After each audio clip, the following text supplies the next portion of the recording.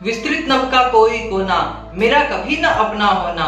परिचय इतना इतिहास यही, उम्री कल थी मिट आज चली। मैं नीर भरी दुख की बदली, मैं नीर भरी दुख की बदली।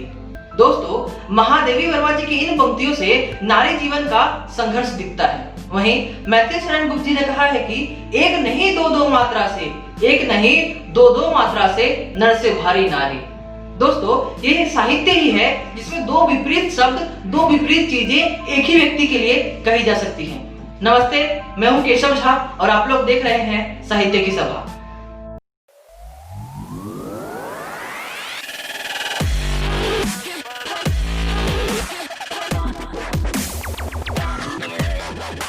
दोस्तों, साहित्य की सभा के चौथे एपिसोड में हम एक अत्यंत ही ज्वलंत मुद्दे पर बात करेंगे। जब से यह कोरोना एक महासंकट के रूप में आया है, तब से लॉकडाउन के चलते हम सभी घर में बंद हैं। मानो कुछ दिनों के लिए हमें हमारे काम से, हमारे जिम्मेदारियों से छुट्टी सी मिल गई है। किंतु उनका क्या, जिन्हें इस लॉकडाउन के चलते भी कोई छुट्टी नहीं मिली है, किसी प्रकार का उनका लॉकडाउन नहीं हुआ है। वो कोई और नहीं, हमारे देश की माताएं बहनें हैं, हमारे देश की गृहिणियां हैं। दोस्तों, किसी शाम को हम उन्हें पिज्जा बर्गर बनाने के लिए कह देते हैं, तो किसी शाम को पकौड़े बनाने के लिए, और वो बिना किसी शिकायत के हमारी सारी इच्छाएं पूरा करती हैं। और तो और हमारी इम्यूनिटी को स्ट्रांग बनाने के लिए हमें पौष्टिक आहार देना भी मानो उनकी ही जिम्मेदारी है। लेकिन वो एक नारी होते हुए अपने सारे काम अच्छे से, सारे फर्ज अच्छे से पूरा करती है। किंतु आपने कभी सोचा है कि उनके मन में क्या है? नहीं ना? तो आइए आज जानते हैं कि उनके मन में क्या है। दोस्तों, कहते हैं कि एक नारी के मन की बात एक नारी से बेहतर और कोई नहीं समझ सकता। इसीलिए इस विषय पर बात करने के लिए हमारे साथ एक युवती कवियत्री जुड़ रही हैं, जिनका नाम है सायली वानखड़े। सायली वानखड़े जी का पेन नाम लवली सायली है। वो एक कॉपीराइटर और एक कंटेंट राइटर रह चुकी हैं। उन्होंने मार्केटिंग में और फाइनेंस में MBA किया है। आइए लवली सायली जी से जुड़ते हैं। नमस्ते सायली जी, द 21st टॉक्स की साहित्य की सभा में आपका स्वागत है। नमस्ते Keshav and thank you for having me on the show. Sayali ji, सबसे पहले तो मैं आपसे ये पूछना चाहूंगा कि आपके नाम के जगह ये लाइवली लगा होता है, उसका क्या अर्थ है? देखिए, क्या होता है ना कि हम जीते तो हैं मगर जीना भूल जाते हैं। इसलिए मैं खुद को हमेशा रिमाइंड करना चाहती हूँ कि जीते रहो, इसलिए वो नाम लाइवली सायली करके है। सायली जी, मेरा पहला प्रश्न जो आपसे होगा वो ये होगा कि आजकल के इस गंभीर हालात में और कहे तो इतने विपरीत माहौल में जो हमारी देश की बहन बेटियां हैं, जो हमारे देश की गृहिणियां हैं, उनको दोगुनी मेहनत करनी पड़ रही है। तो एक महिला होने के नाते इस पर आपका क्या कहना है? देखिए, इसको हम पेट्रियार्की या फेमिनिज्म के पॉइंट ऑफ व्यू से नहीं देखेंगे। जिस तरह से मैं इसे देख रही हूँ, हम इसे थोड़ा सा इवोल्यूशनरी पॉइंट ऑफ व्यू से अगर देखें तो बाय नेचर ही औरतें मर्दों से कुछ कामों में ज़्यादा अच्छी है, मर्द औरतों से कुछ कामों में ज़्यादा अच्छे हैं। सो जैसे जैसे हमारी सोसाइटी चेंज हो रही है, जैसे जैसे नीड्स चेंज हो रही है, हमें उन चेंजेस को अडॉप्ट तो करना है, पर उसके साथ अपनी आइडेंटिटी को, अपनी कोर आइडेंटिटीज़ को भी संभाल के रखना है। सो ऐसे में इस चेंज को इस चेंज को अपने अंदर समाते हुए या इस चेंज को मैनेज करते हुए कई दिक्कतें आती हैं। और फिलहाल इसी के चलते लेडीज़ को कई बार दुगना काम करना पड़ता है, बिकॉज आपने या हमने बड़े होते हुए अपनी मम्मीज़ को घर में देखा है। We haven't seen her going out. तो जब भी ये बात कभी कभी मेरे साथ भी हो जाती है। I am a working women, but at the same time sometimes I have to pay more attention than my brother in the household, है ना। तो इस चेंज को हम जितना जल्दी अडॉप्ट करेंगे और शायद इसके टैंजिबल रिजल्ट्स जिसे हम कहते हैं वो हमें अगली जनरेशन तक मिल जाएंगे।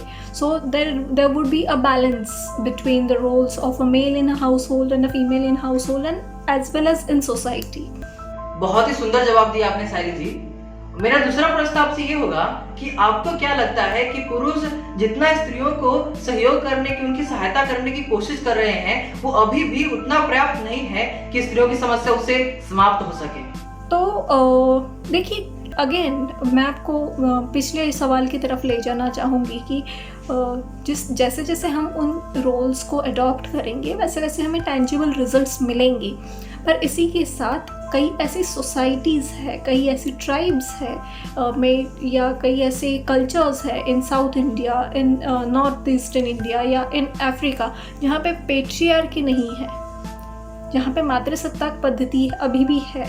तो अगर हम इनके पैटर्न्स को या इनकी एडेप्टेबिलिटी को, इनके कल्चर को थोड़ा सा अडॉप्ट करें जहाँ पे दोनों जेंडर्स इक्वल है बट वो अपने अपने काम भी सही कर रहे हैं and the ladies are more on the out front then what it is in the patriarchy.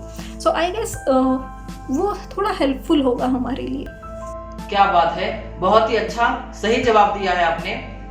मेरा तीसरा प्रश्न, खैर प्रश्न नहीं एक आग्रह है कि स्त्रियों पर जो आजकल की जो हालात है उस पर आपने एक कविता लिखा है, वो बहुत ही संवेदनशील है। यदि आप वो कविता हमारे दर्शकों को सुना दे तो बहुत ही अच्छा होगा। मैं ये कविता मैंने लिखी थी कुछ इन्हीं प्रॉब्लम्स के चलते, हमारे आसपास ये चीज़ें होती रहती हैं और थोड़ा सा इंसान सेंसिटिव होता है तो लिख देता है। तो चलिए सुनाती हूँ कि आपातकाल के समय में रोज़ की कहानी सुनाती हूँ। आपातकाल के समय में रोज़ की कहानी सुनाती हूँ, आप बीती नहीं मगर सबके दिल की बताती हूँ। डॉक्टर साहब बड़े सालों बाद आराम से यूँ बैठे थे।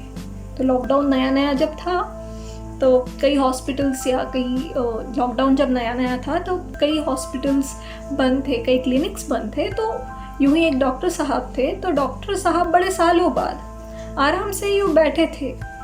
शाम सवेरे कुछ अच्छा बनाओ श्रीमती जी से कहते थे। श्रीमती जी भी खूब जमकर सेवा में थी लगी हुई। थाली रात दिन पकवानों से भरी उनके सामने धरी हुई। एक दिन अचानक श्रीमती जी बीमार पड़ी। अब गौर फरमाइएगा कि एक दिन अचानक श्रीमती जी बीमार पड़ी, किसी कारण बीमार पड़ी थी, है ना श्रीमती जी। तो एक दिन अचानक श्रीमती जी बीमार पड़ी। श्रीमान जी ने दवाई दी, ये बात जब उन्हें जान पड़ी। दवाई ली फिर श्रीमती जी एक दोपहर सो गई। दवाई ली फिर श्रीमती जी एक दोपहर सो गई। आँख खुली तो डर गई क्योंकि शाम ठीक हो गई, है ना। उठ हड़बड़ाकर श्रीमती जी किचन की ओर चल पड़ी। चाय पीने की उस दिन तलब हुई थी उन्हें बड़ी। डॉक्टर साहब चाय पी चुके थे, सिगरेट फिर से जल उठी। डॉक्टर साहब चाय पी चुके थे, सिगरेट फिर से जल उठी। श्रीमती जी के नसीब से चाय थी अब भी रूठी। एक प्याली चाय की गर। अभी this is what is meant to be, ये चेंज हमें एक्सपेक्टेड है। एक प्याली चाय की गर डॉक्टर साहब बना देते। सोए हुई श्रीमती जी को चाय के लिए ही जगा देते। कपोत कल्पना से बाहर निकल श्रीमती जी खुद से मुस्कुराई। कपोत कल्पना से बाहर निकल श्रीमती जी खुद से मुस्कुराई। आपातकाल हो या आम दिन, एक चाय उन्हें ना नसीब आई। एक चाय उन्हें ना नसीब आई। देखिए ये काफ़ी कॉमन माइंडसेट है। अनफॉर्चुनेटली सारे नहीं कह सकते बट अनफॉर्चुनेटली बहुत सारे हाउस होल्ड्स में ये आज भी देखा जाता है, भले फिर वो एजुकेटेड हो या अनएजुकेटेड। कई बार अनएजुकेटेड हाउस होल्ड्स ज़्यादा कंसर्न्ड होते हैं, ज़्यादा गिविंग होते हैं। सो देखते हैं ये चेंजेस कैसे आते हैं और लेट्स होप कि जल्दी से जल्दी आए। बहुत बहुत धन्यवाद आपका साहिली जी हमारे साथ जुड़ने के लिए। थैंक यू फॉर हैविंग मी। दोस्तों, एक नारी एक ही रूप में न जाने कितने किरदार निभाती है और हर किरदार उतने ही बखूबी, उतने ही अच्छे से और उतने ही जिम्मेदारी के साथ निभाती है। दोस्तों, यह हमारा और आपका कर्तव्य बन जाता है कि जो नारी हमारे लिए इतना कुछ करती है हम भी उसके लिए कुछ ना कुछ करें। ज्यादा नहीं तो कम से कम इस लॉकडाउन में उसके लिए एक दिन का खाना ही बना दे, उसके छोटे मोटे कामों में हाथ बटा दे। यदि हम ऐसा करते हैं तो इससे हमारा मान घटेगा नहीं, उल्टा हमारा मान बढ़ेगा। इसी के साथ मुझे दीजिए विदा। अब हम मिलेंगे साहित्य की सभा के अगले एपिसोड में एक अलग विषय के साथ। तब तक के लिए keep asking the right questions and keep searching for the right answers. धन्यवाद।